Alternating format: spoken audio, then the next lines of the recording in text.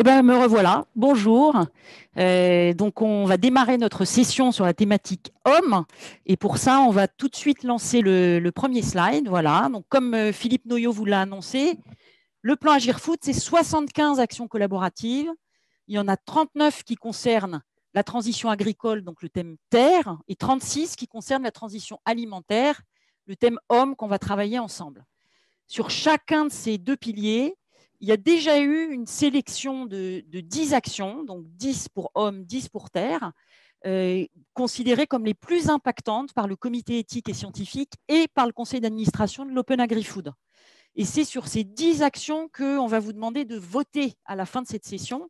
Donc, on va tout de suite les passer en revue rapidement et vous allez voir qu'on reviendra de façon plus approfondie sur 5 d'entre elles pour vous permettre de bien vous les approprier.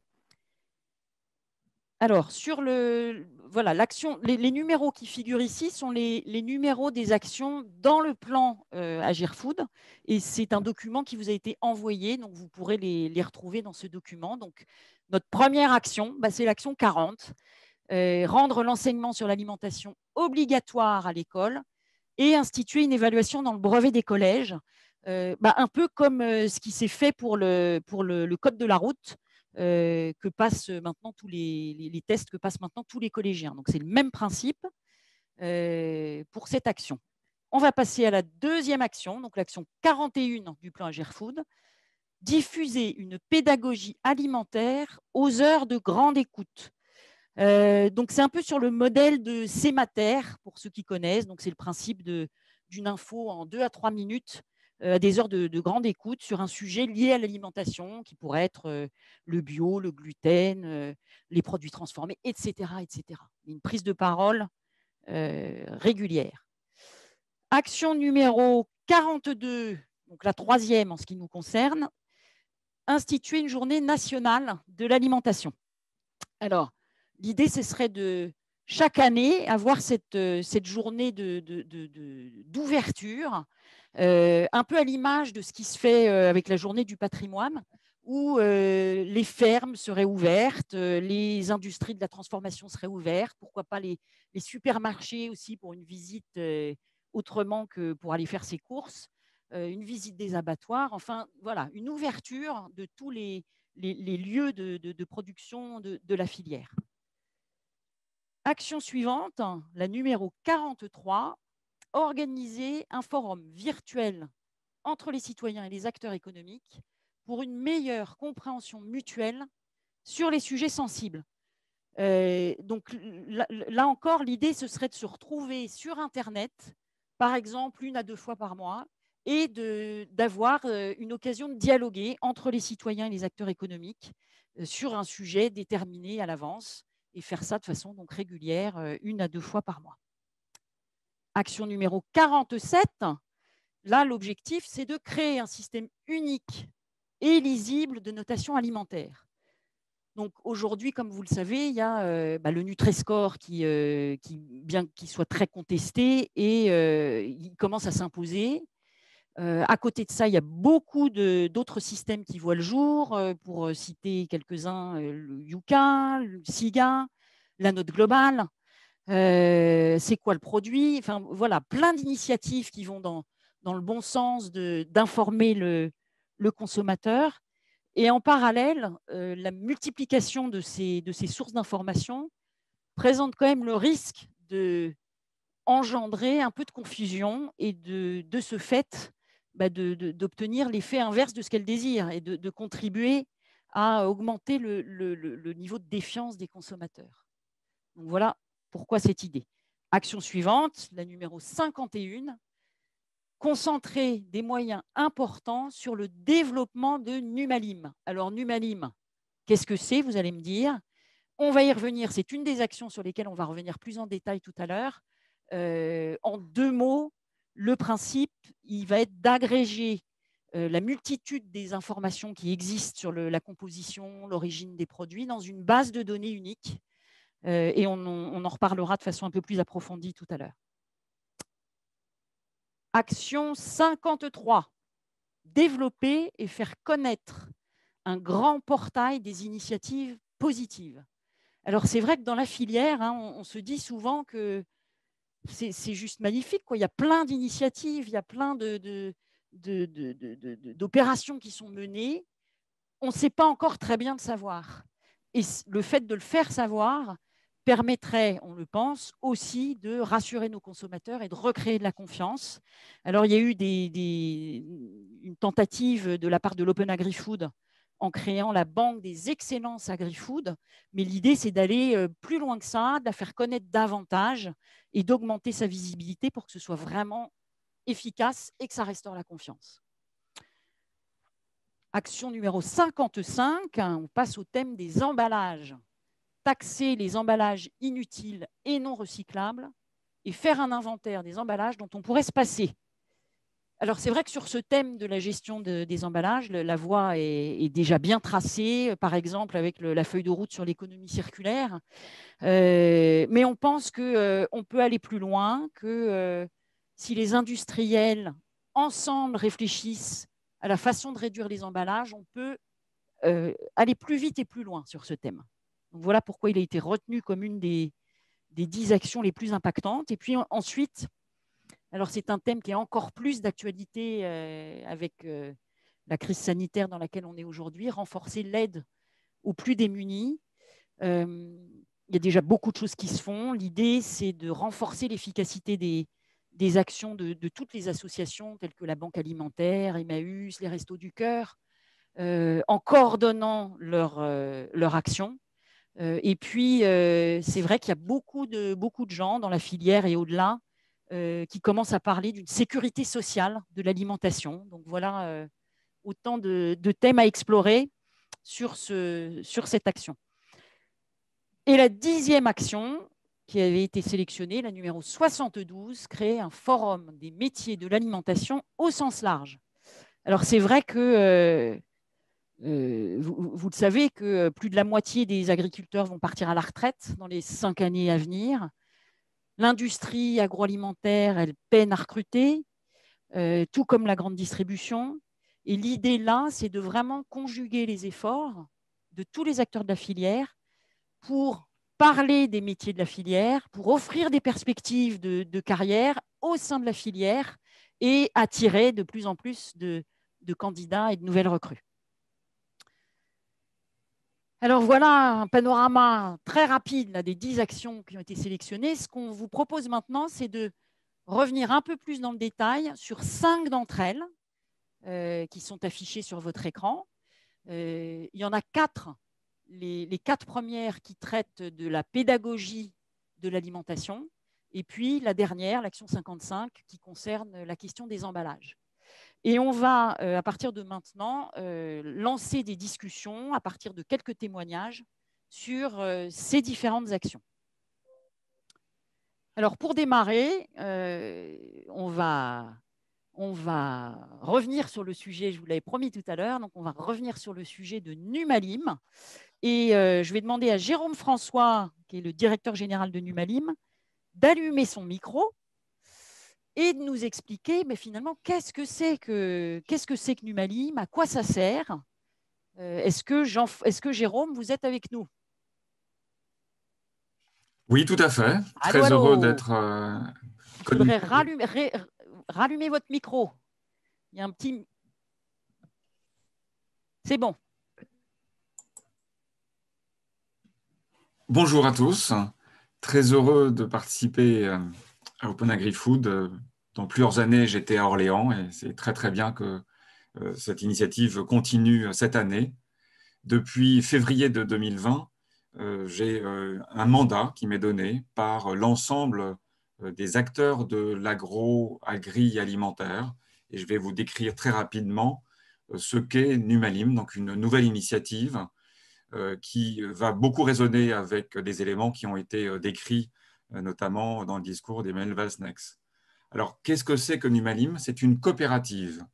C'est une coopérative de données, ce qui montre cet aspect très collectif d'écosystème, de synergie, quand Emmanuel parlait de faire taire les égos, sur le domaine des données, de la fourche à la fourchette, et incluant le consommateur. Vous verrez qu'il y a les associations de consommateurs qui sont également dans la gouvernance, Il faut que tout le monde se mette ensemble pour structurer ces données. Alors pourquoi ces données sont tellement importantes pour créer confiance et valeur? Elles sont importantes parce que le consommateur attend une information beaucoup plus importante que ce qu'il a actuellement. On a vu le succès d'applications comme Yuka dans le domaine de la nutrition qui vont rapidement s'étendre avec un score sur le développement durable.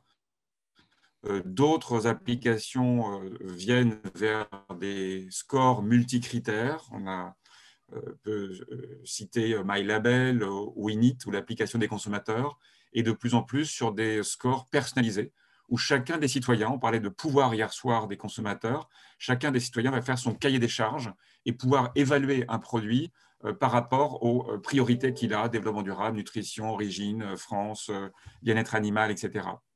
Donc ça, c'est pour les consommateurs. Il faut que les données soient disponibles pour que les consommateurs puissent les utiliser via ces intermédiaires, notamment d'applications. Mais ces données sont également source de confiance et de valeur pour les acteurs économiques qui sont aussi à côté des consommateurs dans la gouvernance de Numalim. Ces données, elles existent à tous les bouts de la chaîne.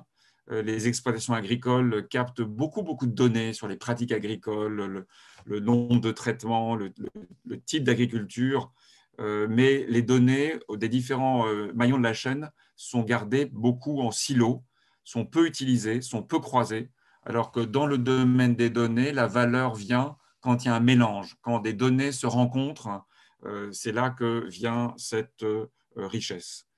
Donc j'ai dit le quoi, cette coopérative, le pourquoi, donc rechercher plus d'informations pour les acteurs économiques et le consommateur. Alors pour aller un peu plus dans le comment, j'ai dit que c'était une coopérative, c'est en effet une SCIC, c'est une société coopérative d'intérêt collectif.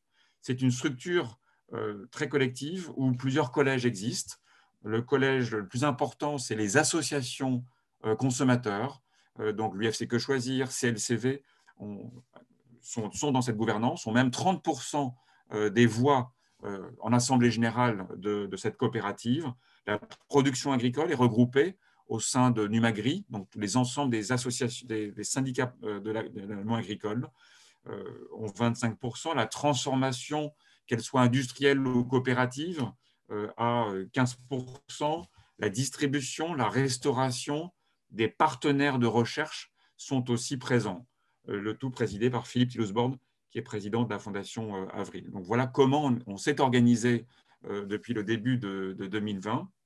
Ce qu'on va faire concrètement, je vais conclure pour qu'on ait le temps d'échanger, on va donc structurer une information et rendre disponible une information plus riche que ce qu'on a maintenant. On est en train de digitaliser, c'est la première étape qui se fait avec Code Online Food, avec GS1, de digitaliser les informations présentes sur les emballages. C'est déjà important, c'est 35 attributs, c'est la composition, le tableau nutritionnel, ça permet de calculer un score comme le Nutri-Score, mais on va avoir pour mission de rajouter des éléments d'information supplémentaires pour rajouter des données descriptives des produits dans un domaine notamment de développement durable, demain d'impact carbone, de recyclabilité des emballages. Donc la première action, ça va être de structurer ces informations pour les rendre disponibles. On n'aura pas une interface directe avec le consommateur, on va laisser à des applications ou des sites Internet ou des sites de e-commerce le soin de prendre ces informations, de les présenter aux consommateurs, même si on permettra néanmoins à un consommateur qui voudrait voir l'information brute de le faire. Mais c'est plutôt par des interfaces que sont les applications. Mais pour que l'application marche bien, il faut que la donnée brute soit disponible et vérifiée et fiable. Et pour ça, on veut mobiliser donc les acteurs économiques, notamment les entreprises de l'agroalimentaire, mais également des données venant de la production agricole, pour leur indiquer, comme il est important de donner aux consommateurs cette visibilité sur les différents éléments de qualité et pour pouvoir différencier des produits.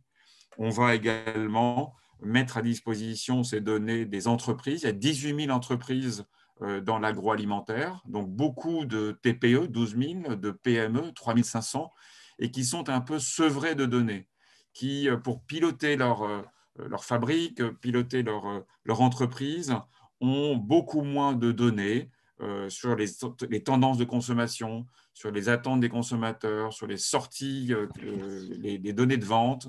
Et donc, on va mettre à disposition une plateforme d'échange où les données produits, des données associées, des services autour de la donnée vont être rendues beaucoup plus disponibles à des acteurs de toute taille. Donc, pour finir, les actions qui ont commencé donc, de cette jeune initiative, hein, j'ai pris ce rôle en février, on a constitué la gouvernance, on a fait monter à bord également les pouvoirs publics qui soutiennent cette initiative, les associations consommateurs, on a travaillé sur cette structure, un comité scientifique, un comité d'éthique. Les premières choses qui commencent, donc, c'est faire appel à ces données. Pour le moment, on n'a pas encore cette base de données aussi exhaustive, fiable qu'on voudrait. On travaille dessus. Et puis des formations pour que les salariés de ces 18 000 entreprises réalisent mieux l'importance de ces données et soient plus à l'aise sur cette valeur de ce double numérique. Des fois, on dit qu'il y a un produit physique et qu'à côté, il va y avoir un double numérique qui va être plus riche en informations que ce que vous allez pouvoir lire sur les emballages, parce qu'on va pouvoir parler de beaucoup plus de critères. Et Alors, donc, Jérôme, pour conclure, on a parlé de... oui, Jérôme, juste en quelques secondes pour conclure, est-ce que vous pourriez nous dire s'il y avait une chose à retenir, question un petit peu provoque, quoi, qui garantisse la transparence de l'outil, alors que, voilà, qu'est-ce qui va éviter que ça soit aux mains de l'industrie agroalimentaire? Une chose à retenir. Alors, les entreprises sont responsables de la qualité des données. Si elles font des erreurs, c'est elles qui en seront pénalisées. Et le fait que la gouvernance, avec notamment les associations de consommateurs, les pouvoirs publics, des organismes de recherche, sont autour de cette initiative, fait que les entreprises sont d'autant plus, je dirais, surveillées et incitées à cette qualité d'information. Et donc, voilà, on n'a pas de souveraineté alimentaire. Ma conclusion, c'est qu'il y a également une souveraineté dans le domaine des données. Si les données échappaient aux acteurs de la filière, s'ils étaient captés par des acteurs internationaux, on penserait que ça serait un échec parce que ces données ont une énorme valeur pour piloter les transitions alimentaires, les transitions environnementales dont on parle. Merci beaucoup, Jérôme François. Alors, on va, suite à ce témoignage, lancer notre première séance de discussion. Ce qu'on va vous proposer, c'est de donner des pistes à Jérôme François. Une reco, voilà. Que recommanderiez-vous à Jérôme François pour que Numalim contribue pleinement à ramener la confiance du citoyen dans son alimentation? Donc, si vous aviez un conseil, une suggestion à donner à Jérôme, quelle serait-elle? Alors, pour ça, on va vous dispatcher dans des sous-groupes. Vous allez voir que ça va se faire par magie. Vous retrouvez dans des petits groupes de 5 à 8 personnes. On va vous laisser une quinzaine de minutes de discussion. Donc, je vous rappelle la règle du jeu, c'est que dans chaque sous-groupe, une personne est rédacteur pour prendre en note les quelques messages et les noter dans le chat au retour en plénière. Deuxième règle du jeu, désigner, enfin si à chaque fois il peut y avoir un porte-parole volontaire, sachant que évidemment tout le monde ne sera pas porte-parole quand on reviendra en salle plénière, mais au moins quand je dirais, ben voilà, est-ce que la salle numéro 12 peut prendre la parole, et bien qu'il y ait tout de suite une personne qui soit identifiée. Et puis au bout de 5 minutes avant la fin de votre séance de discussion, eh bien, on vous enverra un petit message pour vous rappeler qu'il vous reste 5 minutes et pour vous inviter à bien prendre 2-3 minutes pour vous mettre d'accord sur ces fameux messages clés que le rédacteur saisira au moment du retour en plénière et que les quelques porte-paroles qui interviendront pourront restituer oralement. Voilà, écoutez, c'est parti. On vous retrouve dans 15 minutes. À tout de suite. Allô? Allô? Rebonjour. Alors, j'espère que vous avez apprécié ce petit voyage intergalactique. On se retrouve de nouveau ensemble. On va laisser une petite minute pour que les rédacteurs de chaque sous-groupe puissent saisir dans le chat, avec leur numéro de groupe, les messages principaux sur lesquels vous avez échangé. Donc, la recommandation ou les recommandations à Jérôme François. Et pendant ce temps-là, je propose à tous les autres de prendre quelques instants de respiration. On peut faire des petits mouvements aussi pour se faire du bien. S'étirer un petit peu. Oh, voilà, parce que rester comme ça devant l'écran, c'est fatigant. Voilà, petite respiration. J'ai un petit problème. Excusez-moi, où devons-nous mettre, où devons-nous indiquer d'où les rapporteurs doivent Oui. le résultat de leur. Alors, à la régie, est-ce qu'on a des chats qui remontent? Et... Allô? Allô, allô? 30 secondes. Bon. Alors, bon, si je le mets.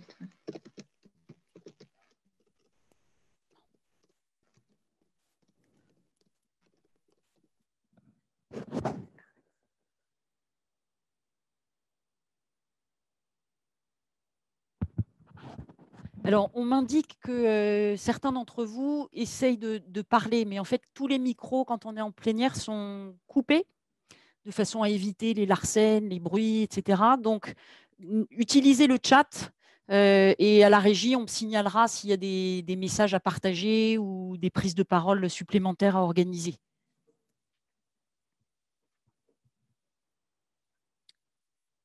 On en est où de la remontée des messages chat ?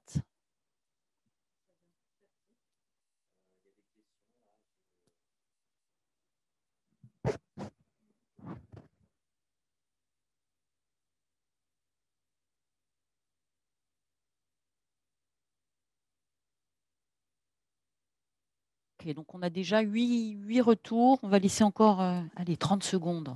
30 secondes de rab.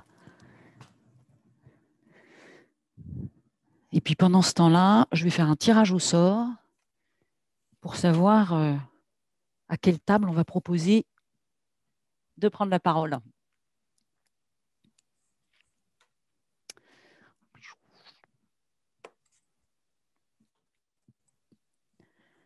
OK. Alors, je vous propose de revenir avec nous.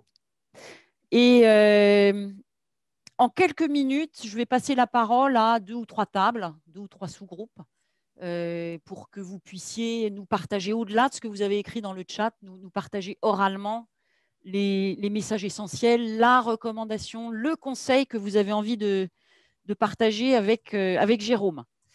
Alors, je vais proposer à la table qui était facilitée et dont le rédacteur était Karen Sama. Est-ce qu'il y a quelqu'un dans le groupe, qui était facilité par Karen Sama, a envie de prendre la parole pour en quelques mots, 2-3 minutes, nous restituer la substantifique moelle de vos échanges? Oui, alors je vais me lancer. Je ne sais pas si vous m'entendez.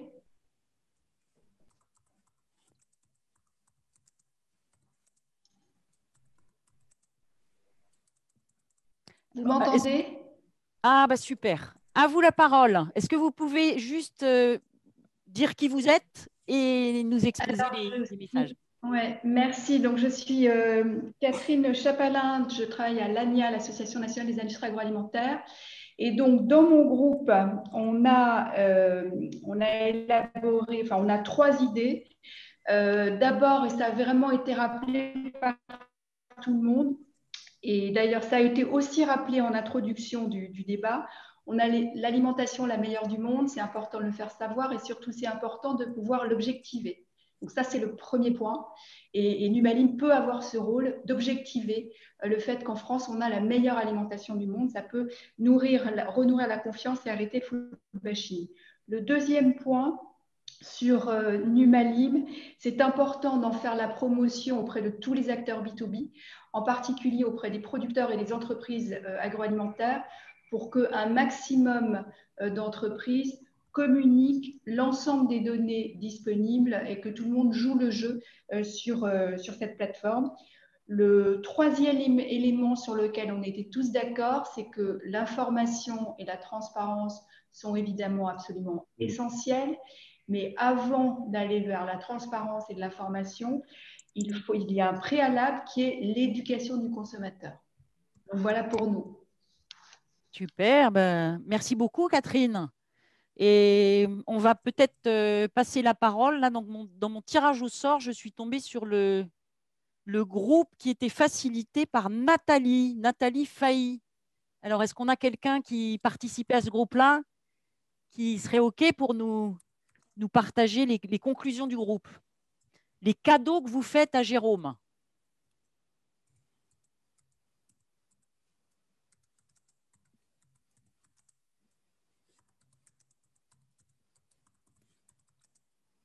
Le groupe de Nathalie. S'il y a quelqu'un, un porte-parole, il faut activer le micro. Oui, pardon, c'est bon. Alors, super, bah, bienvenue. Et vous êtes votre Nathalie, du coup. Ah, c'est Nathalie elle-même. Nathalie Failly. Bah, bonjour Nathalie. Donc c'est un bonjour. Alors dans notre groupe, on a dit qu'il fallait que l'outil permette une meilleure transparence de tous les maillons de la filière, dont les procédés de transformation et la traçabilité des produits de consommation. Comme précédemment dit, on a une crainte que ça ne soit pas utilisé par tous les consommateurs. Donc il faudrait quand même beaucoup faire de la communication et de l'éducation et de la vulgarisation de la démarche qui est utilisée. Et aussi, pour que ça devienne une structure de référence, il faut qu'on ait une bonne validité et de la crédibilité des informations, peut-être par le ministère ou des associations indépendantes. Et c'est à peu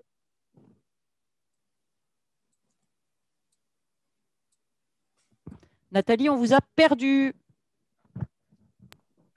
j'avais terminé. Ah bah c'est merveilleux. Donc merci Nathalie.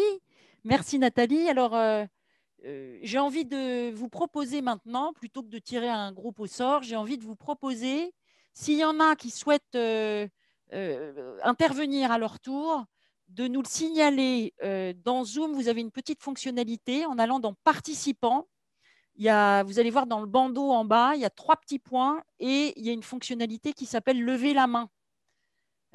Donc, si certains d'entre vous souhaitent prendre la parole, toujours avec cette règle de 1 à 2 minutes, rapide, droit au but, pour faire une suggestion à Jérôme, et ben, c'est le moment.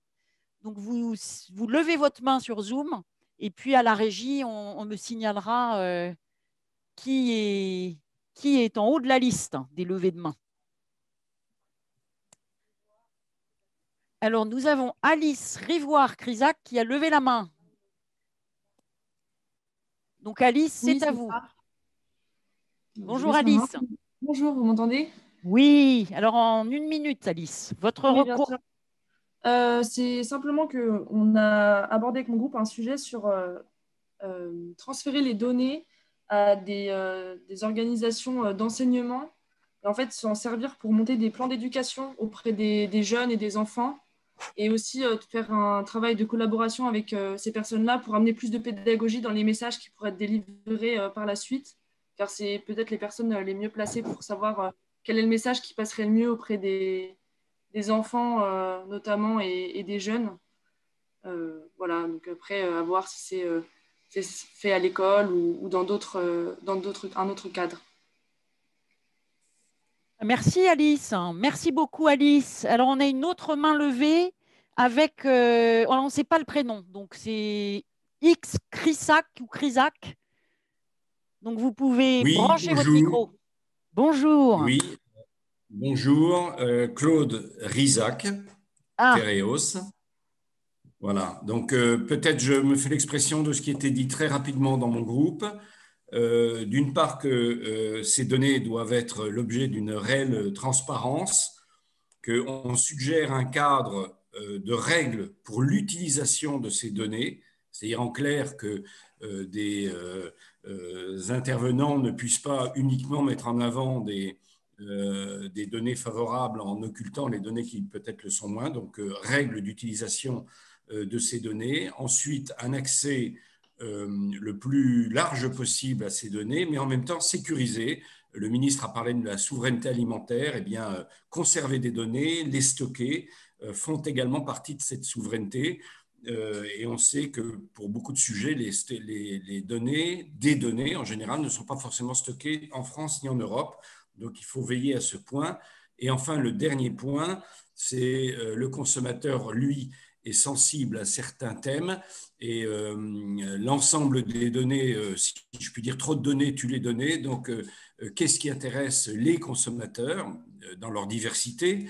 Les questions d'environnement, mais aussi les questions de nutrition, etc. Donc, il faut organiser et flécher le résultat de ces données. Et puis, enfin, dernier point, pour être rapide, on constate que dans l'offre alimentaire, une énorme partie de l'offre alimentaire échappe à tous ces systèmes de données en général.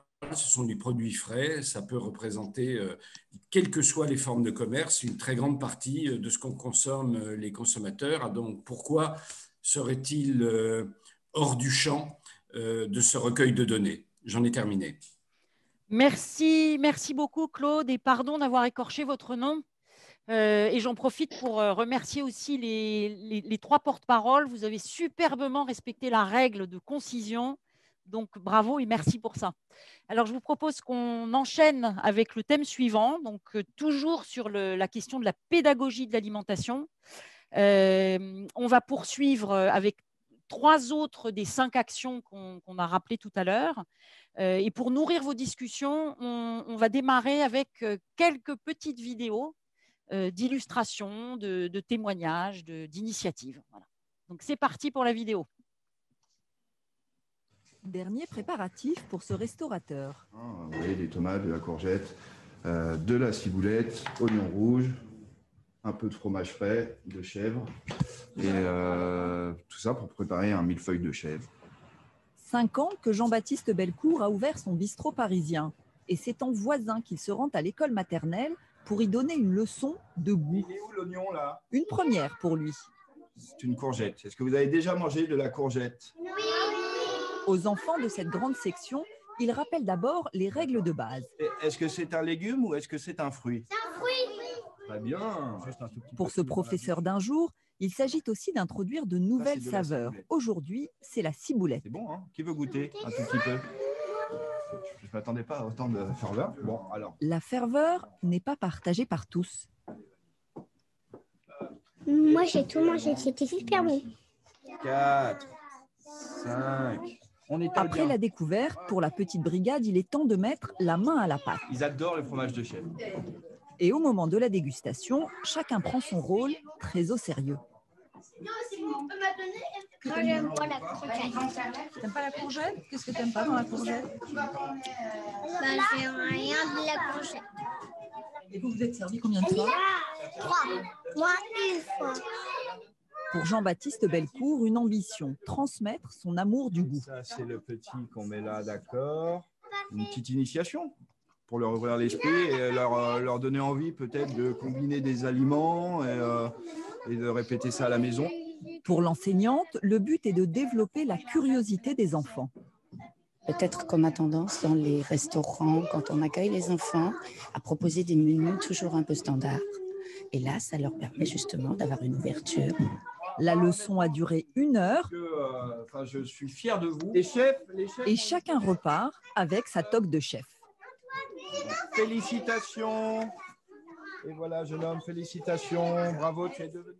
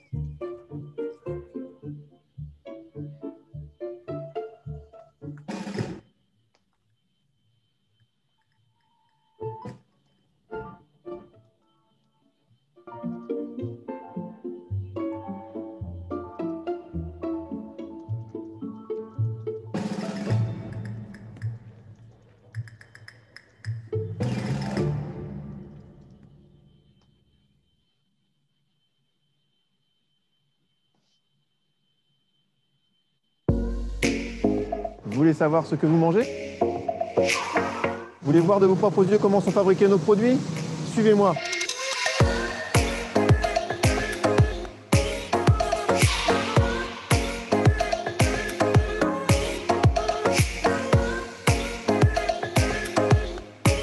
Inscrivez-vous sur Internet. On vous ouvre nos portes.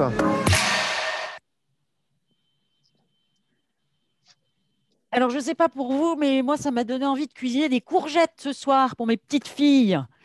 Voilà, donc je vous propose maintenant de passer une dernière illustration sur ce thème de la pédagogie de l'alimentation, sous l'angle cette fois de apprendre à cuisiner. Comment apprendre à cuisiner? Et il y a une super expérience là qui a été menée l'été dernier au travers des réseaux sociaux. Et pour ça, on va demander à Anne-Claire Durand de nous rejoindre sur les ondes, donc d'allumer son micro. Anne-Claire Durand, qui est du pôle alimentaire AG2R La Mondiale et qui va nous parler de cette belle initiative. Bonjour, j'espère que vous m'entendez. Bonjour Anne-Claire, on t'entend très bien. Alors, effectivement, je vais vous parler du groupe de travail Repères alimentaires. Alors, ce groupe de travail faisait suite au débat citoyen de l'Open Agri-Food en 2019, où les citoyens avaient très largement réclamé d'avoir davantage de repères alimentaires, d'être guidés dans les choix de leurs aliments. C'est cette demande qui avait conduit l'Open Agri-Food à lancer un groupe de travail pour créer un pilote qui puisse répondre à cette demande. En tout, c'est 14 personnes qui étaient autant que possible représentatives de la diversité des acteurs du secteur agroalimentaire qui ont répondu à cet appel. Nous sommes réunis une première fois en présentiel et puis ensuite en séance visio pendant tout le premier confinement. On a commencé par faire une sorte d'état des lieux en s'appuyant sur l'avis du Conseil national de l'alimentation et puis en construisant ensemble ce pilote. L'objectif que s'est fixé le groupe, c'était de toucher au moins une cible clé qui était notamment, enfin, en l'occurrence celle des jeunes, les 15-25 ans, en adressant au moins l'un des messages qui avait été remonté par les débats citoyens sur les aliments, les appellations, la promotion de la cuisine, la consommation équilibrée. Au fil des séances, c'est 7 thèmes de messages à transmettre qui ont été retenus. Un premier sur la désacralisation de la pratique culinaire, montrer que c'était facile. Un deuxième de capitaliser sur la dimension plaisir de l'alimentation, ne pas être moralisateur.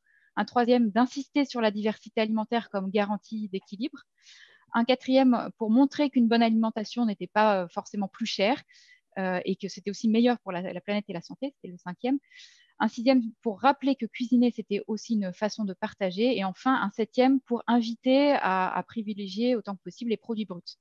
Donc, on a envisagé pas mal de pistes, plus ou moins exotiques. Et c'est finalement l'idée d'un concours de vidéos sur le réseau social TikTok qui a été retenu comme étant la plus appropriée pour toucher et impliquer la cible visée. Ce concours, qu'on a intitulé « Bien manger, c'est pas compliqué », a atteint son double objectif cet été. D'une part, la mobilisation d'un jury prestigieux d'une vingtaine de membres qui représentaient tous les maillons de la chaîne alimentaire et puis des experts, sociologues, professionnels de santé, qui ont tous dit oui, répondu favorablement quand on les a contactés, et nous les en remercions. Et puis le deuxième objectif, c'était surtout donc plus de 6000 vues, une trentaine de vidéos réalisées en un mois. Donc après ce premier succès, ce qui serait bien, c'est que chacune des structures impliquées relève le challenge d'essayer de continuer à faire de la pédagogie auprès de cette cible. Et on souhaiterait demander aux acteurs économiques de faire des vidéos qui seront postées par l'Open Agri-Food sur TikTok, mais également sur d'autres réseaux, dans la continuité de cette opération Colibri, comme l'a très justement qualifiée Florence Duprat. Je vous remercie de votre attention. Eh ben, merci beaucoup Anne-Claire. Et puis, pour illustrer tes propos, on va partager le petit film, la petite vidéo qui avait été faite pour promouvoir cette opération. Et puis, on lancera dans la foulée un nouveau temps de discussion en sous-groupe. Sure.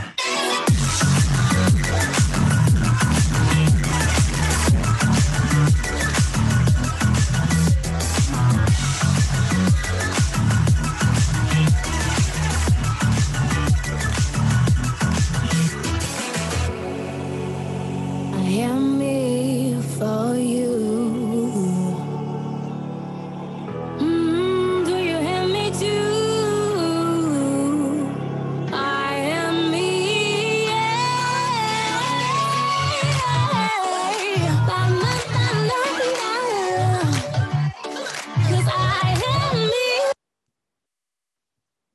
Alors après les courgettes, là, moi, ça m'a donné envie de danser ce soir avec mes petites filles. J'espère que vous ferez la même chose chez vous, avec une belle énergie après cette belle matinée. Donc, on va partir de nouveau en sous-groupe. On va nourrir avec ces quelques illustrations, vous poser les questions suivantes qui vont s'afficher tout de suite sur votre écran. On va vous demander, dans un premier temps, de choisir un des 3 enjeux qui a été illustré par ces vidéos. Est-ce que vous avez envie de discuter sur enseigner davantage l'alimentation à l'école avec la première vidéo? Est-ce que vous avez envie de discuter sur mieux communiquer sur les pratiques et les produits agricoles? Il y avait les 2 vidéos de Lania et de AgriLoving. Ou est-ce que vous avez envie de discuter sur le thème apprendre aux adultes comme aux jeunes à cuisiner? Et c'est la dernière intervention avec Anne-Claire et le petit film TikTok. Donc, prenez quelques minutes très rapidement pour vous mettre d'accord sur le sujet que vous avez envie de creuser. Et puis, tout de suite après, vous allez répondre à 2 questions. Que pensez-vous des initiatives qui ont été présentées dans les vidéos correspondantes? Est-ce que, selon vous, ce type d'initiative a un impact? Est-ce que c'est utile? Est-ce que c'est efficace? Est-ce que ça peut porter ses fruits? Et puis, en fonction de ce que vous aurez répondu à cette première question, qu'est-ce qui permettrait d'accroître cet impact? Donc, si vous avez répondu que ça n'avait pas d'impact, qu'est-ce qui permettrait que ça en ait? Et si vous avez répondu que ça en avait, qu'est-ce qui permettrait que ça en ait encore plus? Même règle que tout à l'heure. Donc, on aura à chaque fois nos rédacteurs facilitateurs. Et gardez-vous 2-3 minutes pour vous mettre d'accord sur les quelques messages clés à restituer dans le chat pour qu'on conserve toute cette matière. Et mettez-vous d'accord sur un porte-parole pour le groupe. Et on vous enverra, comme tout à l'heure, un petit message 5 minutes avant la fin de la séquence. Donc, c'est parti pour une quinzaine de minutes. À tout à l'heure. Welcome back. J'espère que vous avez eu des bonnes discussions dans vos sous-groupes. On va faire comme tout à l'heure, c'est-à-dire qu'on va laisser 1 minute ou 2 à nos rédacteurs le temps de saisir les messages clés dans le chat. Et puis ensuite, on procédera à la restitution. Je demanderai à une main innocente de la régie de me tirer au sort 1 ou 2 tables. Et puis, pour ceux qui ne rédigent pas, vous pouvez lire les chats qui s'affichent. Et puis, de nouveau, je vous invite à respirer un coup, à bouger, à faire quelques petits mouvements. Voilà. Moi, j'aime bien faire ça.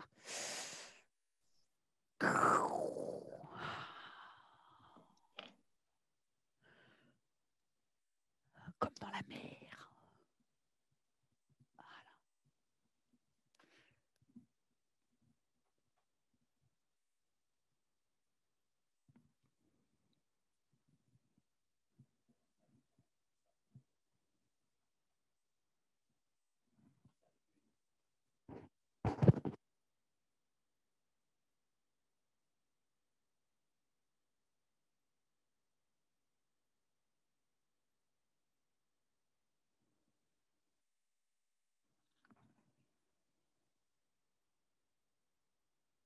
On se laisse encore une seconde.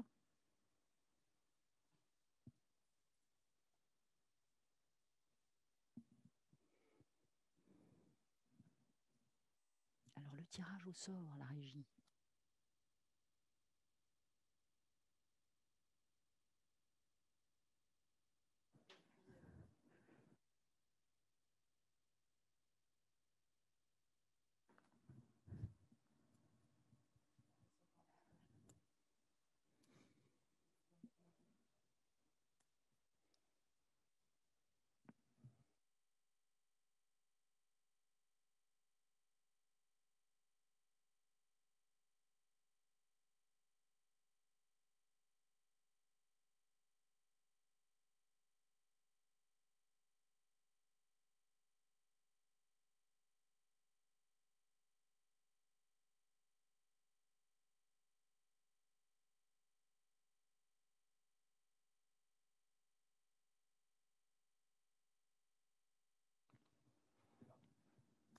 Super. Alors, la régie m'a tiré au sort la table qui était facilité par Maïlène Brintet.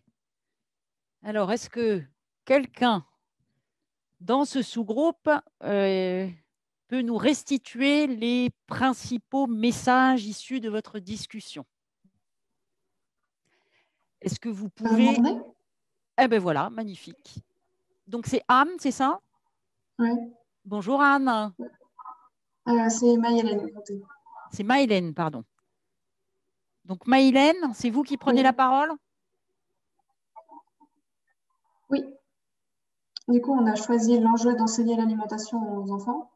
Et on s'est dit que le plus important, c'était d'agir via des actions concrètes, parce que finalement, la communication, surtout via Internet, on pense que ça a moins d'impact que par exemple des visites dans des entreprises où on peut rencontrer des acteurs, où on peut comprendre les procédés de fabrication, etc. Que les entreprises, c'est important qu'elles doivent ouvrir leurs portes pour renouer la confiance avec les consommateurs en particulier. Et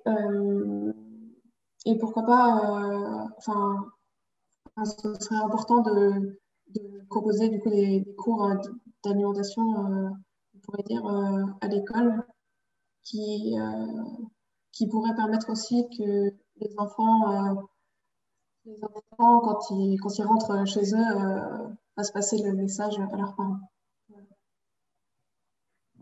Super, bah merci beaucoup Maïlène. Alors, est-ce que on a une deuxième table qui voudrait témoigner sur un des 3 enjeux? On m'a fait un autre tirage au sort avec la table d'Olivia Ruch ou Ruc. Oui, bonjour Véronique, donc, pour représenter donc, cette table. Donc en fait, nous, on a choisi donc, le thématique apprendre aux adultes comme aux jeunes à cuisiner, parce qu'on s'est dit que ça commence par là, puisqu'en commençant à cuisiner, en fait, on remonte un peu toute la chaîne. On se préoccupe des produits qu'on cuisine, on les choisit et puis on regarde ensuite comment ils sont produits, d'où ils viennent, etc. Et aussi, ce qui nous intéressait dans cette thématique, c'est le fait qu'il y a à la fois les jeunes et les adultes, parce que bon, ça commence bien sûr par l'éducation, mais on s'est dit que c'était bien aussi que les parents et tous les adultes soient concernés. Donc, on a proposé 5 points pour augmenter l'impact. Le premier, c'est la cuisine comme moyen de remonter un peu toute la chaîne, de s'intéresser aux produits, faire les menus en famille. Donc, vraiment, de dire le fait que cuisiner, ça permet de remonter, ça donne aussi accès à toute la façon dont les produits sont élaborés en amont.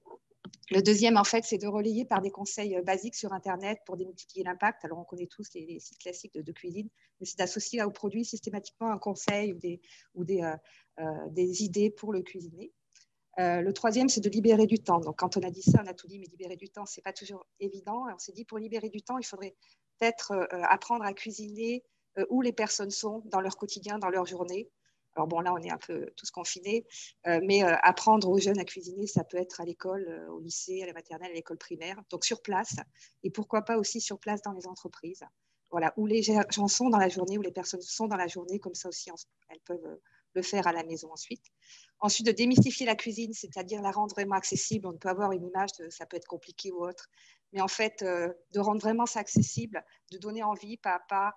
On peut même faire de la cuisine d'assemblage si on peut. Il n'y a pas de mauvaise, en gros, cuisine, mais arriver par petits pas à donner envie à tout le monde, quelle que soit sa motivation et sa capacité à cuisiner. On n'a pas besoin de faire des choses extrêmement élaborées. Et ensuite, d'avoir vraiment des formations qui vont s'appuyer sur l'expérience collective, en groupe, ou que ce soit à la maison, en famille ou avec des amis, mais que ce soit quelque chose d'agréable. Cuisiner, c'est vraiment une expérience vécue qui peut être très agréable et de jouer sur cette expérience de groupe. Voilà. Eh ben, merci beaucoup, Véronique. Alors, la régie, là, ils sont déchaînés. Donc, ils sont passionnés par vos discussions. Donc, ils m'ont demandé de faire un 3e tirage au sort. Alors, ça va être quelle table, la régie? OK, donc c'est la table de Émilie Pichon. Est-ce que quelqu'un à la table d'Émilie Pichon est prêt à partager les conclusions de votre groupe?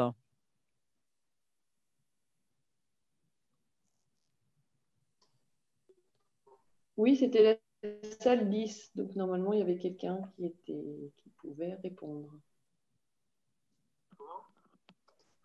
Voilà le quelqu'un, je l'entends. Excusez-moi. Alors, est-ce que vous avez votre micro allumé, le quelqu'un qui était censé répondre?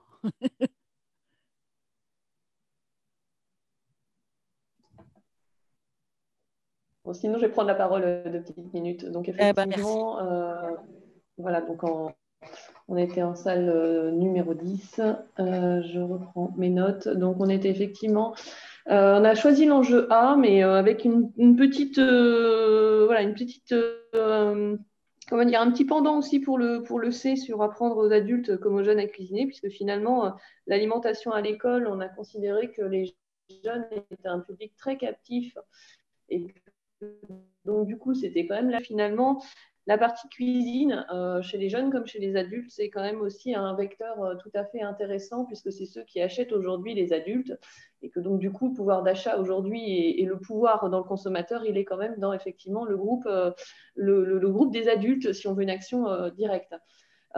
Sinon, autre élément, donc une fois qu'on est resté sur l'enjeu A, on considérait que l'alimentation, c'était important. Il fallait l'intégrer dans différents cours à l'école, ne pas se contenter de faire, par exemple, des cours spécifiques de cuisine ou d'alimentation, mais peut-être travailler autour du sujet de l'alimentation, notamment en histoire-géographie, en biologie, en tout cas aborder l'alimentation sous d'autres matières.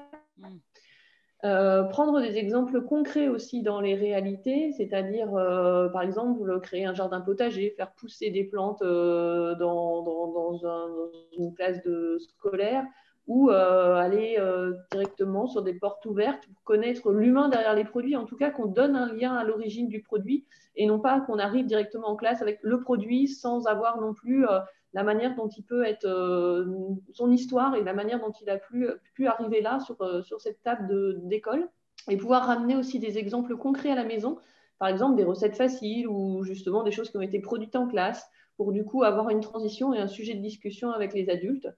Réhabiliter la journée mondiale de l'alimentation qui est existante, mais un peu noyée dans un flot de journée mondiale.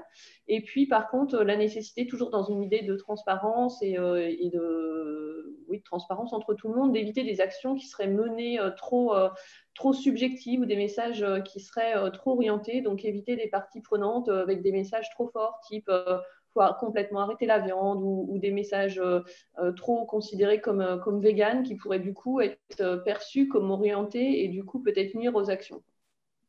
Voilà. Super, ben, merci beaucoup Émilie, merci à votre groupe. Et puis, puisqu'on n'a personne dans les trois groupes qui avait choisi l'enjeu sur la communication, sur les pratiques et sur les produits, peut-être que parmi vous, là, toujours en utilisant la main levée, peut-être il y en a un ou deux qui auraient envie de témoigner sur ce thème, ou sinon d'apporter des réactions complémentaires sur les deux autres enjeux qui ont déjà été commentés. Donc, on va regarder si on a des... Oui, alors, vous m'entendez? Oui. Oui? On vous entend, on vous entend. Ah, très bien. Je suis Sophie Gaston-Habert. J'étais bonjour dans Sophie. un groupe... Voilà, bonjour. Et nous avons pris effectivement le numéro 2 parce qu'effectivement, on a estimé que recréer du lien entre les communautés agricoles et les communautés urbaines, c'est quelque chose de très important aujourd'hui parce que il y a une distorsion très forte et une méconnaissance des urbains au monde agricole. Donc, il convient de recréer ce lien. Il y avait un agriculteur dans notre groupe qui a déjà fait beaucoup de choses et qui dit qu'effectivement, c'est assez chronophage d'accueillir des citadins parce que ça prend du temps, mais qui a très certainement des actions, notamment digitales, à développer. Et il y a une chose qu'il a faite, une sorte de vie ma vie, où il propose à des citadins de venir faire un tour de moissonneuse-batteuse de 10 minutes. Et finalement, ça a duré une demi-matinée, tellement que ça leur a plu.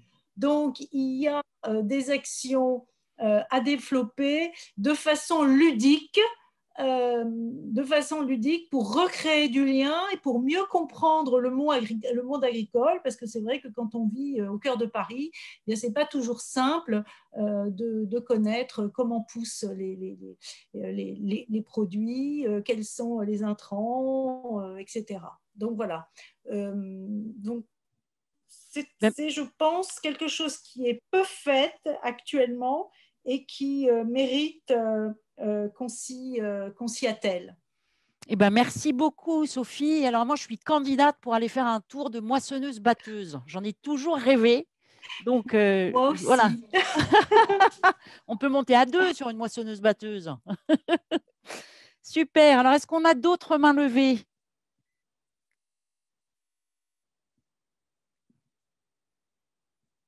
On va s'arrêter là.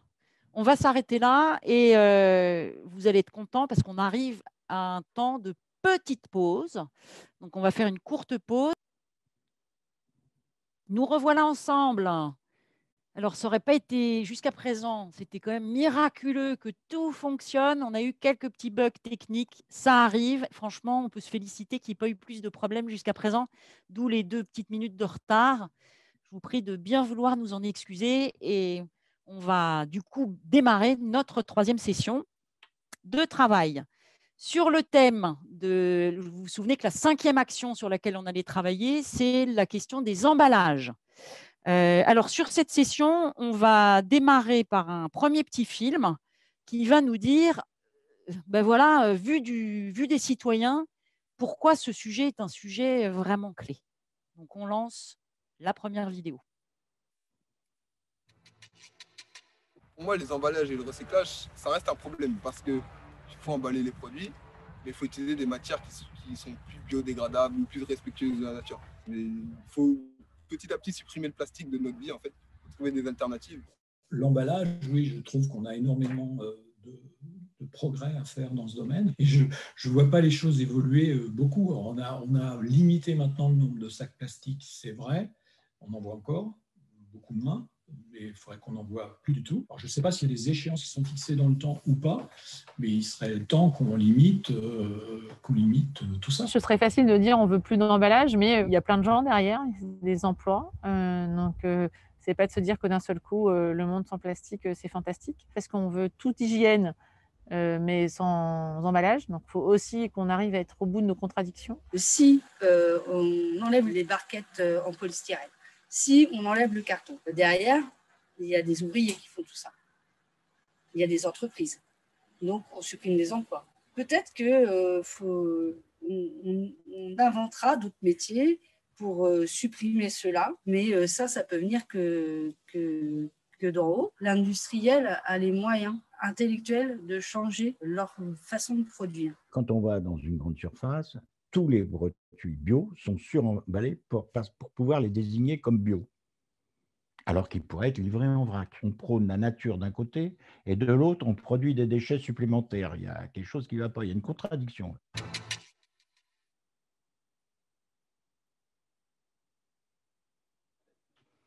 Alors, on a entendu la voix des citoyens. On va maintenant aller regarder la réalité économique. Et pour ça, de nouveau, un petit film avant une petite interview. 75% de carton, 21% de plastique et 4% d'aluminium. Voilà les composants d'une brique alimentaire, un emballage pas plus lourd que 30 grammes, dont le carton est recyclé en papier. Une fois collectée par les différentes filières, la brique alimentaire est acheminée sous forme de balles vers des papeteries. On va casser les balles, on va les mélanger, on va les malaxer, on va les aérer pour pouvoir avoir quelque chose d'uniforme. Ça, c'est la première étape. La deuxième étape, ça va passer par un pulpeur. C'est la partie qu'on voit juste derrière moi. Donc, c'est une grosse cuve dans laquelle on va introduire les briques alimentaires, on va introduire beaucoup d'eau. On va avoir une hélice qui va mélanger tout ça. Et de ce mélange et de ce pulpage, on va récupérer d'un côté la pâte, cette pâte qui va nous permettre de faire le papier, et le complexe PE aluminium, dans lequel on peut retrouver quelques déchets, qui va suivre une autre filière pour être justement traité. Après cette phase dite de défibrage, Le mélange d'eau et de fibres est épaissi pour former une pâte à papier. Une fois égouttée et séchée, cette pâte produira de grands rouleaux de papier qui seront déclinés en différents produits comme du papier hygiénique ou des essuie-mains. Également recyclables, les résidus de polyéthylène et d'aluminium issus du pulpage auront, eux, un tout autre destin. Actuellement, on a 2 filières d'évacuation de ce complexe. Une filière valorisation énergétique. En fait, ça va être brûlé en cimenterie. Et une valorisation matière. Le complexe peut être utilisé en fait en plasturgie pour refaire des objets. On peut avoir des palettes qui peuvent être faites. On a aussi l'exemple des pieds de vigne. On a divers matériaux. En fait, la plasturgie peut utiliser ce complexe.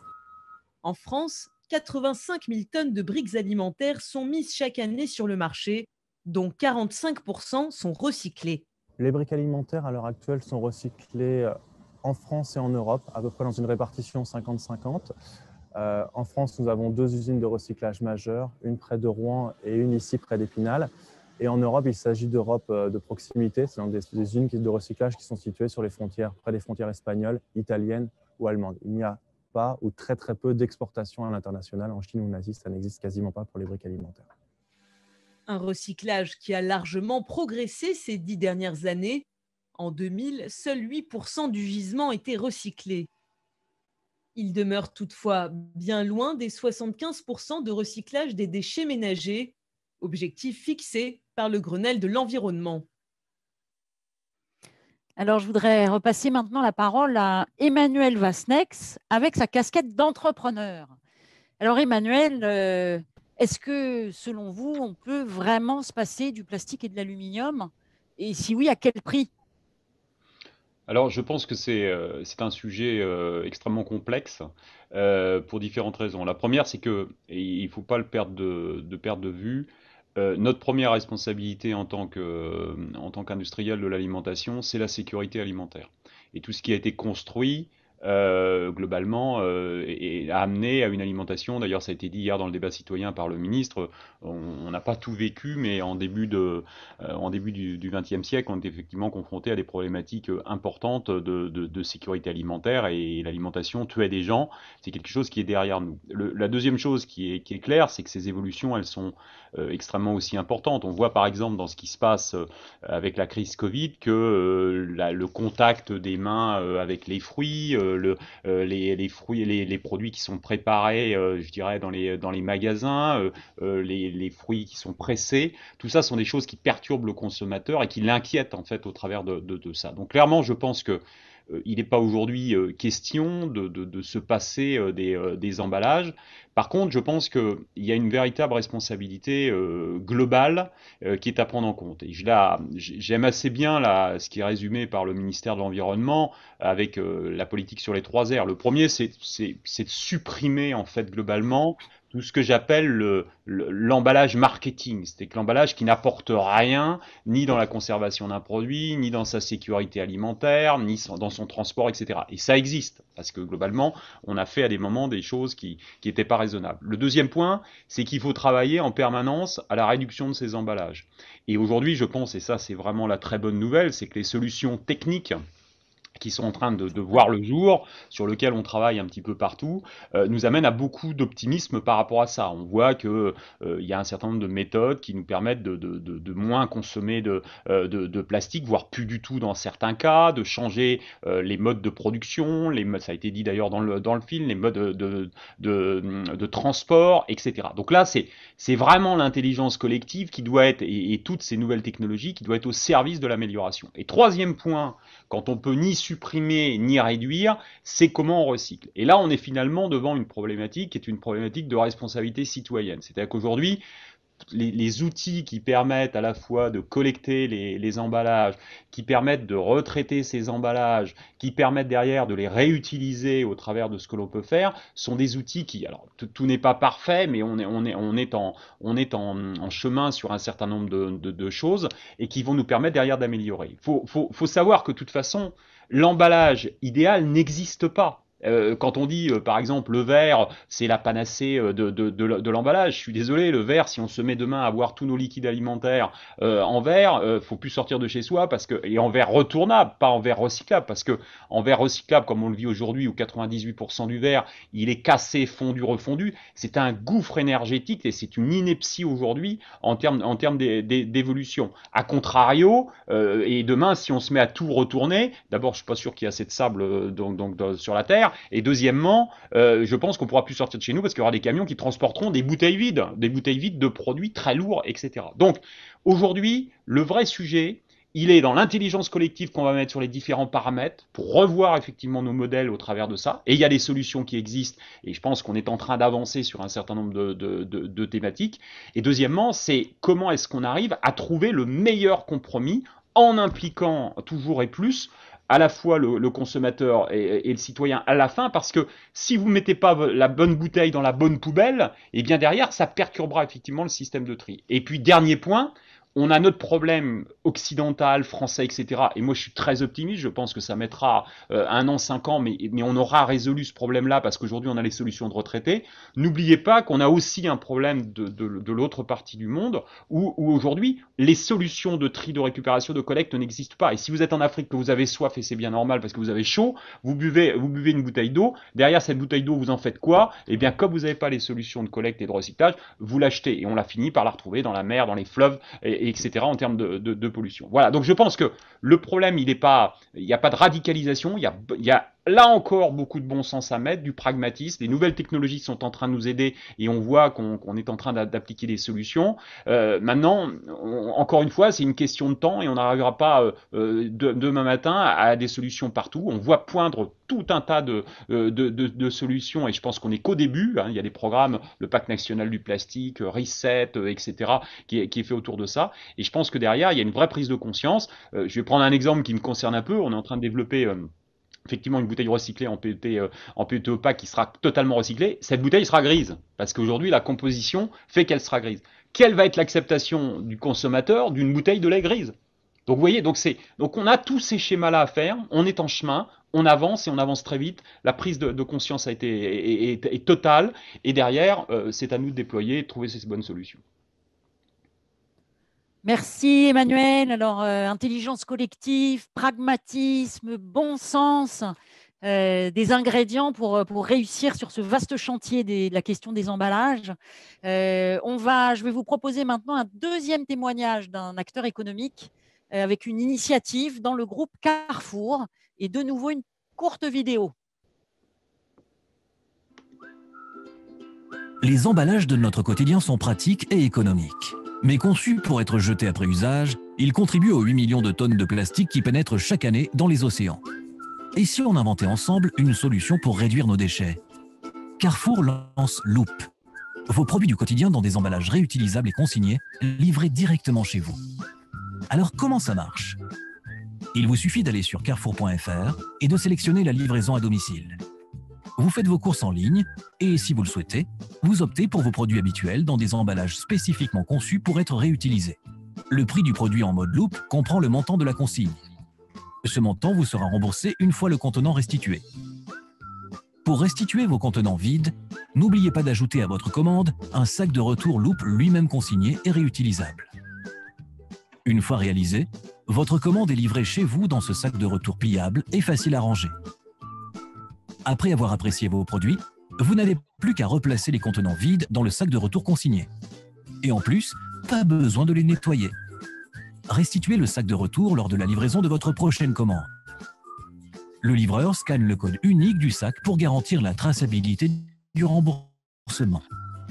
Vos emballages partent au centre de nettoyage et les consignes vous sont remboursées dans un délai de quelques jours sur votre compte bancaire. Les emballages sont ensuite vérifiés, nettoyés et désinfectés selon des normes strictes dans les centres de lavage Loop. Une fois nettoyés, les contenants sont remplis par vos marques préférées pour un nouvel usage. Un contenant peut servir plusieurs dizaines de fois avant d'être renouvelé. On produit moins de packaging et donc on consomme moins d'énergie et de matières premières. Loop par Carrefour, un service pratique qui vous donne accès à une large gamme de produits en mode zéro déchet. Alors, on a parmi nous Bertrand Zwiderski, qui, je crois, a eu quelques soucis de connexion. Donc, merci d'avoir été persévérant, Bertrand, et de nous avoir rejoints. Bertrand est directeur du développement durable du groupe Carrefour. Et je vais vous poser 2 petites questions, Bertrand. La première, c'est cette initiative de la consigne. Finalement, est-ce que ça fonctionne? Qu'est-ce que ça donne? Bonjour à tous. Alors, est-ce que ça fonctionne? C'est une très bonne question. Ça veut dire que fonctionner, ça veut dire quoi fonctionner? Ça veut dire que est-ce que le service est en place depuis le 15 juillet? Est-ce que le service fonctionne, les nettoyages fonctionnent? Est-ce que ça tourne? Oui. Oui, aujourd'hui, le système fonctionne. Aujourd'hui, on n'a pas encore les unités de nettoyage. Aujourd'hui, c'est encore compliqué. En fait, aujourd'hui, et depuis 1 an et demi ou 2 ans qu'on travaille sur ce sujet, on est en train de faire face à 60 ans d'économie linéaire. Donc, on est en train de se dire qu'on a mis 60 ans pour créer l'efficacité de l'économie linéaire. Et nous, on arrive avec un projet pour se dire, ben non, en fait, c'est une économie circulaire qu'il faut construire. Et donc, par contre, on ne vous donne pas 60 ans. On vous donne 6 mois. Ou on vous donne, et le client, notre consommateur, il nous le réclame demain. Et donc, ce qu'on a réussi en l'espace d'1 an, on a essayé de trouver tous les angles possibles pour réussir à ce que ce soit live. Ça veut dire que sur carrefour.fr, aujourd'hui, vous avez des produits qui sont de grandes marques. Je sais pourquoi c'est des produits de grandes marques qui sont entièrement réutilisables. Donc, à la question, oui, ça fonctionne. Après, généralement, quand on nous pose la question à nous, les distributeurs, les commerçants, si ça fonctionne, ça veut dire est-ce que ça gagne beaucoup d'argent? Non. Non, ça ne gagne pas beaucoup d'argent. Je vous donne juste un petit exemple. Déjà, depuis le 15 juillet, depuis 15 juillet qu'on a lancé, on a fait environ 200 à 300 livraisons. Par rapport à ce que l'on peut faire comme livraison, ce n'est pas beaucoup. Par rapport à la taille du projet, c'est important. Pour nous, c'est très important. On a lancé il y a 15 jours ce même concept en magasin. Ça veut dire que dans un magasin, à Michel Bizot, en plein Paris, vous avez des produits que vous pouvez acheter et donc dedans, vous avez du Tropicana, vous avez des produits de grandes marques, hein, je le répète, du Procter & Gamble, etc., du San Pellegrino, du Danone, et par contre entièrement en emballage réutilisable. Et là, sur ce magasin, depuis 15 jours, on a 10% de nos clients qui achètent un produit Loop. Et qui reviennent donc après en magasin redéposer la consigne. Donc, c'est encourageant. Ça montre quand même que le commerce physique et la consigne physique accélèrent le système. Et donc, on avait eu cette intuition que le e-commerce allait nous faire rôder la mécanique et que le commerce physique allait nous faire accélérer. Je vous confirme, le commerce physique reste un commerce privilégié pour ce client qui adhère à la consigne. Alors, ça, j'ai répondu. Donc, la question. J'arrête. Eh ben merci Bertrand et bravo pour cette initiative qui donne de l'espoir. Et alors j'ai envie de vous proposer un petit challenge, Bertrand. Allons-y. Est-ce que vous êtes d'accord? Allons-y. Alors mon challenge, c'est en 1 minute de nous expliquer ce que fait Carrefour pour réduire les emballages. Au-delà de cette initiative, 1 minute pour nous dire voilà ce que fait le groupe Carrefour pour réduire les emballages alimentaires. 1 minute. Donc, la question de la réduction est hyper importante. Donc, on s'est attaqué d'abord en premier lieu aux emballages qu'on estime être les emballages superflus. C'est-à-dire que le consommateur ne veut plus de l'emballage qui fait que quand il rentre à la maison, il l'enlève tout de suite et il le jette à la poubelle. Celui-là, c'est la priorité numéro 1. Et la priorité numéro 1 pour les consommateurs, c'est l'emballage du fruit et légumes bio. Vous savez qu'on a été obligé de mettre de l'emballage autour des fruits et légumes bio. On est en train de l'enlever. On arrive à 80% en fin d'année. On le remplace par du carton, par des bandeaux, etc. Ensuite arrive le fruit et légumes conventionnel. C'est très compliqué à faire. Vous voyez, par exemple, je vous donne juste un exemple, un concombre qui est emballé dans du plastique et qui est comme ça depuis des années, et ben nous, on enlève le plastique et on va devoir le mettre un bandeau. Donc, vous imaginez qu'industriellement, celui qui met en préparation, celui qui conditionne, vous imaginez les changements dans la chaîne d'approvisionnement. Donc, en fait, c'est ce travail-là qu'on est en train de faire de changement dans la chaîne d'approvisionnement. Et après, on fait le combat, on essaie de trouver le combat du plastique les plus simples à faire. La boîte de mouchoirs, je vous donne le dernier, la boîte de mouchoirs Carrefour, elle avait du plastique à l'intérieur, à l'endroit où vous enlevez les mouchoirs. Mais maintenant, c'est du carton. Donc, on va essayer de trouver tout ce qui est ce qu'on appelle les plastiques superflus. Vous savez, les plastiques que l'on a aussi qui font adhérer plusieurs bouteilles ensemble, le plastique des lots promotionnels, etc. C'est notre première cible. La seconde cible, c'est le recyclable, mais Emmanuel, je l'ai entendu, on a déjà parlé beaucoup sur la notion de rendre les emballages recyclables. Et on a un engagement 100% en 2025, les emballages seront recyclables, compostables ou réutilisables. Et le projet Loop, c'est la réutilisation. Et l'enjeu de demain, c'est de se dire, est-ce que c'est possible ou pas? Est-ce que c'est possible ou pas? Pour l'instant, on est en train de démontrer que c'est possible, mais ce n'est pas facile. J'ai tenu ou pas? Donc, si alors, Bertrand, vous avez été super. Alors, 2 secondes. Non, mais c'est en termes de chiffres, hein, ça fait 1100 tonnes de plastique supprimées depuis le début de l'année, 300 tonnes sur les fruits et légumes. Sur les fournitures scolaires, je ne sais pas si vous avez vu à la rentrée scolaire, on avait enlevé tout le plastique de toutes les gommes, les équerres, etc., etc. Ça fait 85 tonnes de plastique. Sur le textile, c'est complexe parce que le client est habitué à ce que personne n'ait touché le produit avant. Et donc, on a supprimé encore 80 tonnes de plastique. Et sur les jouets, notamment les jouets enfants, les jouets bébés, enfin les jouets filles, vous savez, dans lesquels on a des poupées, les poupées sont toujours protégées du plastique, etc. Ben là, on a enlevé encore 50 tonnes de plastique. Je pense que enlever le plastique, c'est un vrai risque que doit prendre le distributeur. Mais je suis persuadé que pour le consommateur, c'est un risque qui est gagnant à long terme. Ah bah super. Moi, je veux bien des poupées pour emmener sur la moissonneuse-batteuse. Pas de problème. Bertrand, je vous avais donné un challenge inatteignable, mais vous l'avez presque respecté. Donc, merci, bravo. Merci beaucoup. Alors, on va enchaîner avec notre 3e et dernière séance en sous-groupe. On va vous afficher sur votre écran les questions. Donc, sur cette question de l'emballage, la première question qu'on va vous poser, c'est quel est pour vous l'enjeu des enjeux sur ce thème? Donc, s'il y avait une chose à retenir, ce serait quoi? Pourquoi est-il si important de travailler sur les emballages? Deuxième question, pour réussir à faire avancer les choses, qui faut-il mettre autour de la table? Donc, ce n'est pas qu'est-ce qu'il faut faire, mais c'est de qui on a besoin au sein de la filière, peut-être à l'extérieur de la filière, je ne sais pas. Mais voilà, quels sont tous les acteurs qu'il faut vraiment faire converger? Et puis, une fois que vous aurez répondu à cette question-là, je vous propose d'essayer de prioriser, de dire finalement, parmi tous ces gens-là, il y en a qui sont absolument incontournables. Quels sont les acteurs sans lesquels ça ne peut pas réussir? Et on vous propose d'en retenir 3 maximum par table. Même règle que tout à l'heure, on va partir dans l'intergalaxie dans chacun de vos sous-groupes. Et puis, on aura 5 minutes avant la fin de la discussion, un petit message pour vous rappeler de vous mettre d'accord sur les messages clés. On vous rapatriera et on aura un temps de restitution.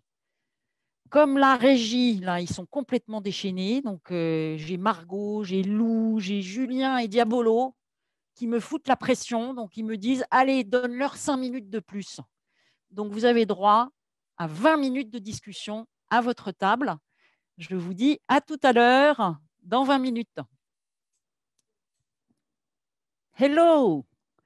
Alors, j'espère que ça s'est bien passé dans vos sous-groupes. On va de nouveau procéder à une restitution tirée au sort. Et donc, on est arrivé cette fois-ci sur la table de Stéphanie Hampton.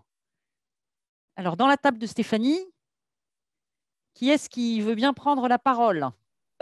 Excusez-moi, j'ai zappé une petite minute pour que les rédacteurs aient le temps de noter les messages dans le chat, parce que ce serait dommage qu'on perde toutes vos contributions.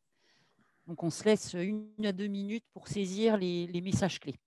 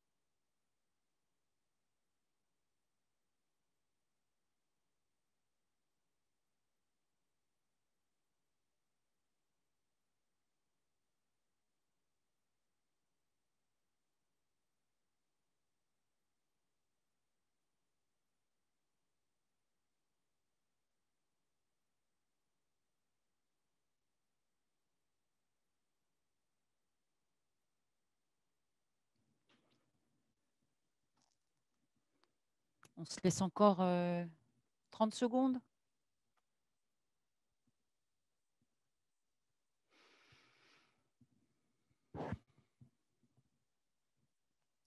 Je me recoiffe.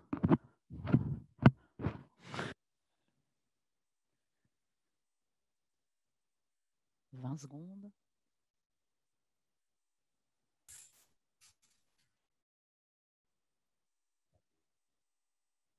Cinq, 4, 3, 2, 1. C'est parti. Donc, il n'y a plus de suspense puisque j'avais annoncé un peu en avance de phase que nous passerions la parole à la table de Stéphanie. Bon, on n'avait pas déterminé de rapporteur donc, en amont, donc désolé, je vais prendre la main, mais n'hésitez pas, ceux de mon groupe, à compléter le cas échéant si j'ai oublié des éléments. Donc nous, sur l'enjeu… Merci Stéphanie. Merci. Sur l'enjeu des enjeux, on est parti en fait sur à la fois la réduction des emballages en amont, qui nous paraît primordiale, mais aussi l'éco-conception des produits. Alors, sur la réduction des emballages, en fait, même si les filières sont développées aujourd'hui, on était tous d'accord pour dire qu'il y avait un manque ou un problème de communication et de transmission de l'information, par exemple, pour savoir ce qui est ou ce qui n'est pas recyclable. Ce n'est pas toujours très, très clair pour le citoyen. Et aussi en amont, dans le cadre de l'éco-conception, il faut vraiment savoir quel type d'emballage est le plus vertueux. Et ce n'est pas forcément celui auquel on pense, parce que c'est vrai qu'on décrit… beaucoup le plastique, mais parfois, en fait, quand on regarde l'empreinte environnementale des différents types d'emballage, on s'aperçoit que ça peut être le plus vertueux sur certains points, en fait. Donc, il faut vraiment à chaque fois peser le pour et le contre, bien voir l'équilibre entre empreinte environnementale aussi et bénéfices qui sont donnés par l'emballage d'un point de vue sanitaire et sécuritaire. Il faudrait aussi généraliser, bien sûr, les consignes de tri. Voilà. Et aussi, on a constaté qu'il y avait une foison d'offres aussi entre biodégradables, biosourcés. On a du mal à savoir ce qui est le plus vertueux. Chacun a ses mots, ses termes pour décrire les emballages et le consommateur, au final, il est perdu. Et donc, tout ça pour dire que chaque produit, pour nous, avant son industrialisation et donc sa commercialisation, il devrait répondre à un cycle vertueux. On parle d'économie circulaire. Ça devrait vraiment être applicable à chaque produit. Alors, les acteurs clés, justement, pour développer tout ça et arriver à ce que ça voit le jour, c'est bien sûr les industriels en amont qui, eux, vont fabriquer le produit. Mais avant tout ça, il y a les fabricants d'emballage, les imprimeurs eux-mêmes qui doivent revoir les types d'emballage qu'ils sont capables de proposer aux industriels. Et c'est dans ce cadre-là que les industriels ont pas mal, sont prescripteurs. Hein. On a aussi Citeo et Paprec sur le volet filière pour organiser avec eux au mieux la filière de recyclage derrière. Les consommateurs pour les avertir et puis pour qu'eux choisissent justement des produits avec des emballages qui sont les plus respectueux. Voilà pour un petit peu le résultat de nos travaux. Ben, merci beaucoup Stéphanie. Est-ce qu'à la table de Stéphanie, quelqu'un voulait ajouter un commentaire, comme le proposait Stéphanie tout à l'heure?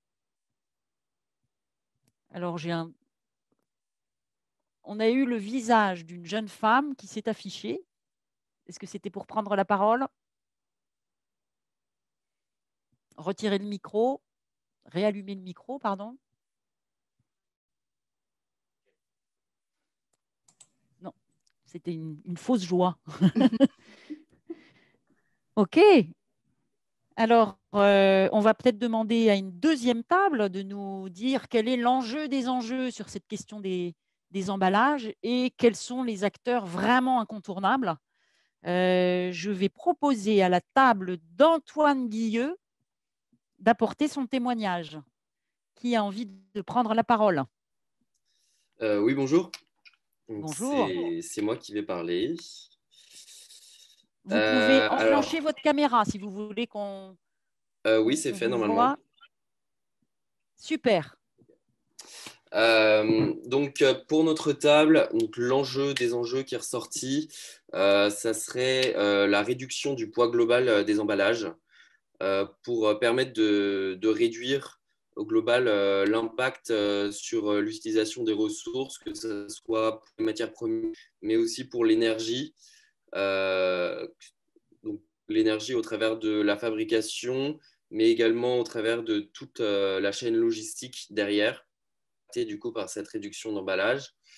C'est quelque chose qui nous permettrait également de diminuer l'impact sur la biodiversité derrière, au niveau de la pollution, notamment aquatique, avec tout ce qui est aujourd'hui déchets plastiques dans les milieux aquatiques.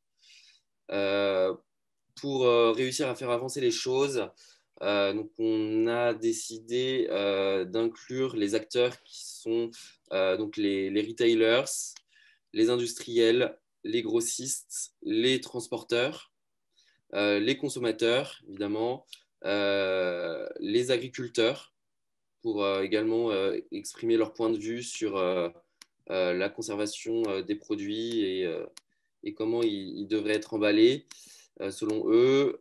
Également les lobbyistes dans le secteur de l'emballage qui seraient inclus.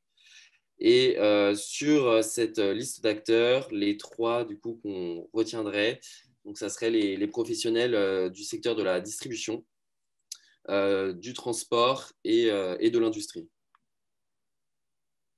Merci beaucoup Antoine pour ce joli témoignage. Alors écoutez, juste pour le plaisir, on va passer la parole à une 3e table. La 3e table, ça sera la table d'Anne, Anne Delettre. Alors, est-ce que c'est Anne qui prend la parole? Est-ce que c'est quelqu'un de la table? Comme vous voulez, vous nous faites signe. Alors, bonjour Emmanuel Audouin. Alors, j'étais dans la table d'Anne, je ne sais pas, sauf si Anne veut prendre la parole, mais j'avais été désigné volontaire pour… Non, non, Emmanuel, allez-y, avec plaisir. D'accord. On vous écoute. Alors, donc, des enjeux, on a une discussion intéressante. C'est la ligne de crête à trouver par rapport à l'acceptabilité du consommateur. C'est-à-dire certains consommateurs veulent qu'on enlève au maximum les emballages, qu'on protège de moins en moins les produits. Et d'autres consommateurs, notamment avec le contexte sanitaire, veulent protéger au maximum les produits, donc moins emballés. Donc il y a une ligne de crête ici qui n'est pas évidente à trouver pour tous les acteurs de la chaîne. Et donc il faut le faire accepter par les services marketing des distributeurs et des fabricants. Alors les acteurs, je pense qu'on est à peu près tous d'accord sur la liste des acteurs. Et nous, les 3 prioritaires que nous avons retenus, ce sont 1, les consommateurs, pour bien voir qu'est-ce que le consommateur est prêt à accepter ou ne pas accepter en termes d'emballage. Deuxièmement, les fabricants. Et troisièmement, les distributeurs. Voilà la synthèse de cette table. Merci beaucoup Emmanuel pour cette synthèse productive. Alors on a peut-être le temps quand même pour 1 ou 2 interventions avec les mains levées, 1 ou 2 minutes à chaque fois. Donc si parmi vous certains ont envie de réagir ou d'apporter un complément, c'est le moment. Vous levez votre main sur l'application Zoom. Alors, on a vu une main qui se levait. Des de nous. Alors, est-ce que c'est Daniel, Dominique, Diana. Diabolo? Diana. Merci, Diana. Bonjour à tous. Notre groupe était plutôt en phase avec ce qui vient d'être dit par rapport à l'impact, à l'enjeu principal. En fait, le sujet, c'est difficile de dire qu'on va réduire complètement nos déchets, en tout cas ne plus en avoir. Donc l'enjeu, c'est plutôt de réduire tout l'impact environnemental des emballages sur toute la chaîne du cycle de vie, c'est-à-dire au départ, quelle consommation de ressources on a dans la composition des matériaux, dans le processus de fabrication des emballages, la consommation d'énergie notamment, et après dans la fin de vie, effectivement, le recyclage, est-ce qu'il y a des filières ou pas, la gestion des déchets, etc. Et effectivement, il y a beaucoup de pédagogie à faire autour de ça, parce qu'on parle beaucoup du plastique, mais la question n'est pas si simple que ça, et de connaître tous les enjeux des différentes filières. Et donc, par rapport aux enjeux prioritaires, ça rejoint quand même une partie de ce qui a été dit également.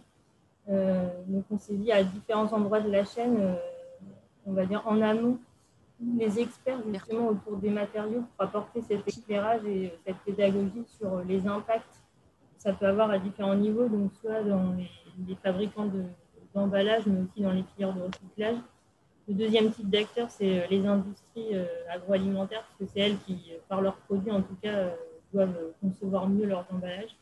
Et évidemment, les consommateurs aussi, pour essayer de réconcilier leurs attentes sur moins d'emballage, mais aussi l'aspect fonctionnel de l'emballage lié à la sécurité sanitaire ou à d'autres critères de praticité, etc. Voilà. Eh ben, merci beaucoup, Diane. On va passer la parole pour 30 secondes à une dernière main levée. C'est Bertrand Petit qui a été remonté en haut de la pile. Merci. Juste, je voulais Bonjour, intervenir. Bonjour. Je pense, comme on a étudié aussi ce matin, il y a une question d'éducation. Il faut faire attention. Les gens vous demandent certaines choses qui ne vont pas s'appliquer à eux-mêmes. Vous le voyez bien, vous allez au supermarché, tout le monde veut du local, mais tout le monde repart avec des produits qui viennent de je ne sais où. Et je pense que c'est pareil. Je prenais l'exemple de McDonald's. Les gens vont chercher au drive et jettent leur sac dans les champs. Donc, s'ils sont capables d'y aller, ils ramènent le sac chez eux, ils le mettent dans le recyclage. Mais pour moi, il y a une question d'éducation. Merci. Merci pour ce témoignage, Bertrand. Alors, on se rapproche à grands pas de la conclusion de notre matinée. Et juste avant de se retrouver avec nos camarades qui ont travaillé sur le thème Terre, on va vous proposer le fameux vote que j'ai évoqué en introduction. Donc, vous avez sous les yeux le récapitulatif des 10 actions qui avaient été sélectionnées en amont. Et ce que je vais vous proposer, c'est de choisir, chacun d'entre vous, l'action sur laquelle vous êtes prêt à vous investir en collaboratif l'année prochaine. Autrement dit, une action sur laquelle, si on vous proposait d'intervenir dans le cadre d'un groupe de travail, par exemple, eh bien, vous seriez prêt et motivé pour y consacrer un petit peu de temps. Donc, on se laisse 2-3 minutes. Vous avez un sondage dans Zoom qui doit apparaître dans quelques secondes sur votre écran. Et vous sélectionnez une seule action, donc l'action sur laquelle vous seriez prêt à vous investir. Ça n'est pas un engagement, on ne saura pas qui a voté sur quoi, mais par contre, ça va être extrêmement éclairant pour nous de savoir quelles sont les actions qui ont retenu le plus votre attention. Moi, je vais me faufiler discrètement jusqu'à la salle du plateau pour la conclusion, où vous serez, comme tout à l'heure, télétransporté, telle ma sorcière bien-aimée. Donc, de façon magique, vous n'avez rien à faire. On se retrouve sur le plateau de conclusion. Et avant de vous quitter, je voudrais adresser un remerciement chaleureux à la régie qui a vraiment accompli un exploit technique. Donc, bravo et merci. À tout à l'heure.